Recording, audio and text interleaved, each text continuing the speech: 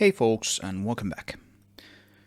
Today we're going to start working on the new AI system for meals. And I think the way we're going to do this is I'm going to speed up some of these coding parts, because this is sort of exploratory coding in some sense. Even though I'm essentially porting a C++ system over to Zig, there's still probably going to be a lot of figuring things out. Stuff that's not necessarily super interesting to watch in real time. So my plan is this. I'm going to start working on this brain part here. We spoke about this in the previous video, the overall goal with the new system, how we're going to put it together. And I went through these two parts essentially that make up what we need. We have the brain, or the sort of higher level AI logic, which I'm going to be basing on the action scheduler from my previous game project proof of concept called Covert. And then we have the driving part, which is the system that actually lets the vehicles drive around. And I'm going to start with the brain system. It's sort of the entry point to the whole thing, and when we have that, we can create a few testing actions just to make sure that we can actually control the system how we want to. And I'm not sure how many parts this is going to be.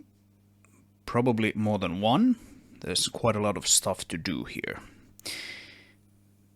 But I think the most interesting way to present this to you guys is if I code a little bit, and then I'll explain what I did, and we can test things out.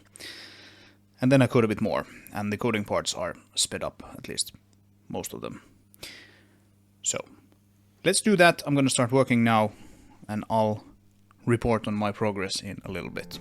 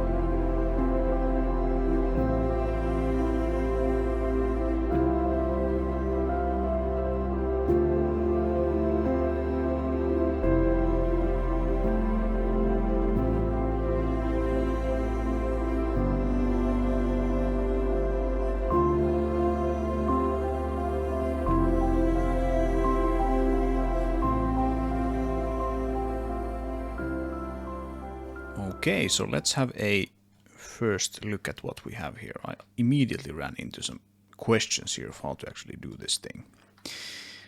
But let's start from the beginning. So I created a new AI folder here and a new ai.sig file, which we then included here from the mains mean file. And this is how we hook the whole new system into the program.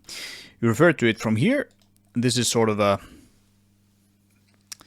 forward declarative file. I don't exactly know what to call this. I don't know the terminology exactly, but sort of like a main file with the same name as the submodule, so AI.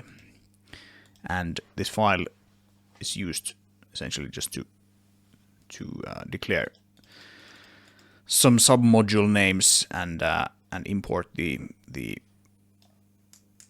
submodules of this AI module. So we have a few new concepts here. We have the action, and the action is so far only, it's essentially defined by an interface. So essentially this is the interface that all the actions need to implement. They don't necessarily need to implement all of those methods found here, but most of them probably need to implement at least the majority of them. So we have start, stop, update, debug, draw, get type. Not exactly sure if I need this. I might actually be able to get rid of this. We have the state of the action, and we have the destroy function. And Zig doesn't actually have a built-in way to handle interfaces or polymorphism. There are no base classes or anything like this. So in C++ we would essentially derive from this action interface, or probably some action base class, which would then have virtual functions. In Zig you don't have that, but you can create your virtual table like this by just setting up the function pointers yourself in this way. There's a little bit of work here to do. You have to, if you want to call the functions using just the normal method names.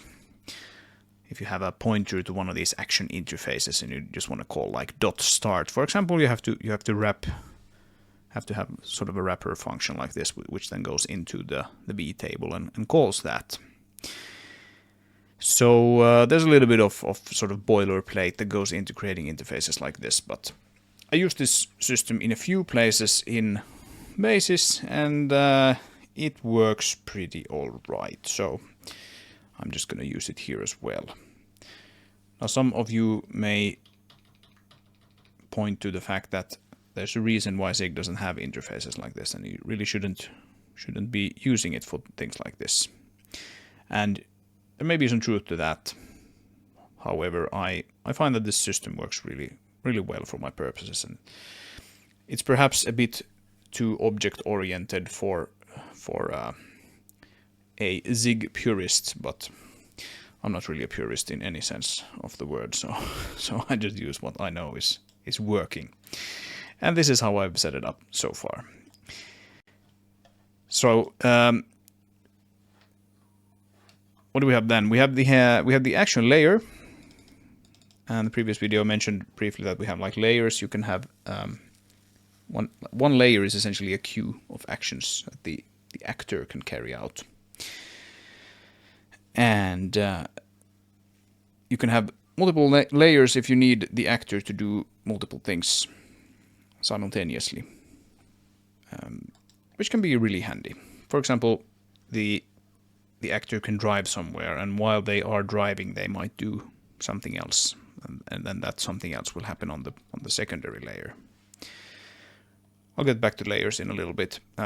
Just quickly, we have the action state. It can be in any of these states, and if we stop an action, we can tell the system here why it actually stopped. So that's nice. Then we have the actor context, and this thing will probably get a bunch more things. But so far, it only essentially contains the vehicle controller related things. So the actor context is something that is sort of passed around every actor, i.e. every something that can do actions. So for example, an NPC in our case is an actor, and every actor has their actor context. And the actor context is essentially just a small struct that holds pointers to things that the system may use. So these are optional, is worth pointing out. The only thing that's not optional really is this game object pointer here, because all the actors will be game pointers, game objects. And the game object may or may not be a vehicle. If it is a vehicle, then it will have a vehicle component. You have this resolve pointers class here, which or function, and there's going to be more stuff here after this. But when we call resolve pointers, we essentially check, is this a vehicle, by first assigning the game object pointer and then asking that game object if it has a vehicle controller component. If it does, then we set it, and then we, using that vehicle controller component, we get the controller pointer. And we actually assert that we do have one of those guys, because there should never be a case where we have a vehicle controller component but no vehicle controller. So that's that. And yeah, if we have NPCs or things with AI in the game that are not vehicles essentially, then it will essentially just set this to null and move on with other things, and we can check those later on. And then we have the action scheduler. So I got a little stuck here with this guy. So this is an array, which we can see here. We use a layer count to actually, which will be 2. We have the primary and the secondary layers. And the action queue is of type array list of pointers to action interfaces. And I got a little confused as to how to actually initialize all of that in one go. And wasn't immediately obvious to me how to do it, but this should be all right. I haven't run this code yet, so I don't know exactly how it works, but this should be all right, because we have a block here. A block can return things. The annoying part here is that we have to actually create one of these arrays as a local member that we set to undefined. And when we have that, we can then initialize it with the allocator. So the allocator is the problem here, because that's a runtime parameter. In the past, I've done things like this, where I have a graph, and you can essentially so this is a list of scene node pointers, and you can initialize an array of things like this. You just type ** and then how many of them you want. But this only seems to work if this init null can be called at compile time, and yeah, we can't do that with the allocator, because we don't have the allocator at compile time. So maybe this is how it has to be done. I'm not sure. Let me know in the comments if you're aware of a better way to initialize one of these guys. But essentially, it's a list of lists, 2 lists basically, because layer count is 0, 1, and 2. All right, so that's that. Then I put in the functions here to add things to the scheduler. So we can run immediately, and that essentially just means clearing the layer and then appending to the layer. And then we have the actual appending function here. So we create these actions on the heap. We create them with this allocator, and we have a comp time type here. So you just tell the system, I want this kind of action.